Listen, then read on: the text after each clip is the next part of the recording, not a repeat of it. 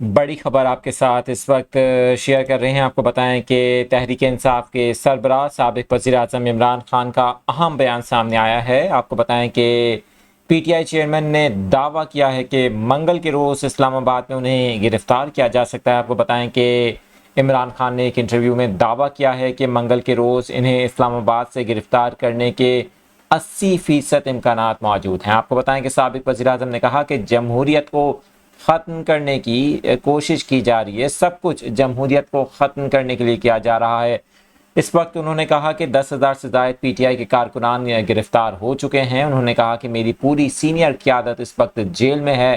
آپ کو بتائیں کہ عمران خان کا کہنا تھا کہ منگل کے روز انہوں نے کہا کہ مجھے ضمانت کے لیے اسلام آباد میں پیش ہونا ہے اور میری گرفتاری کے 80% امکانات موجود ہیں۔ آپ کو بتائیں کہ اس سے قبل عمران خان نے ایک اور انٹرویو میں یہ بھی دعویٰ کیا ہے کہ اس خدشے کا اظہار کیا ہے کہ حکومت اکتوبر میں بھی قومی انتخابات نہیں کروانا چاہتی۔ آپ کو بتائیں کہ انہوں نے اس خدشے کا اظہار کیا۔ انہوں نے کہا کہ میری پریشانی اس وقت یہ ہے کہ حکومت اکتوبر میں بھی جو الیکشنز ہیں وہ پاکستان میں نہیں کروانا چاہتی، کیونکہ ان کو ڈر ہے کہ تحریک انصاف جیت جائے گی، اور جب تک یہ انتخابات نہیں کروائیں گے جب تک ان کا یہ ڈر ختم نہیں ہوگا۔